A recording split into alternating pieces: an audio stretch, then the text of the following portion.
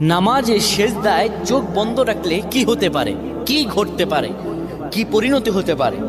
আমরা অনেকেই নামাজের সেজদায় চোখ বন্ধ রাখি। এটি আসলে আমাদের জন্য ভালো না ক্ষতি, এটি আমাদের জানতে হবে। নবী সাল্লাল্লাহু আলাইহি ওয়াসাল্লাম 532 নম্বর হাদিস সহিহ আল বুখারীতে বলেন, শোনো, তোমাদের মধ্যে কেউ যেন সেজদায় তার বাহুদয় যেন কুকুরের মতো না বিছিয়ে দেয়। অর্থাৎ এইভাবে অনেকে আমরা আছি, এইভাবে সেজদা দেই না।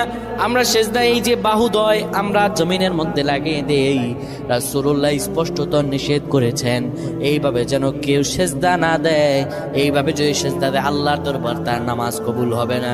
শুধু তাই নয়, রাসূলুল্লাহ সাল্লাল্লাহু আলাইহি সাল্লাম সেজদার মধ্যে গিয়ে চক্ষু বন্ধ করা ঠিক নয়। যারা চক্ষু বন্ধ করবে হয়তো মনের ভিতরে কোনো ফাহশা থাকলে সেটা দেখা যেতে পারে, কিংবা চক্ষু যদি বন্ধ করে রাখে তার এখানে কি আছে, সেজদার মধ্যে গিয়ে কি দেখতে পায় না দেখতে পায়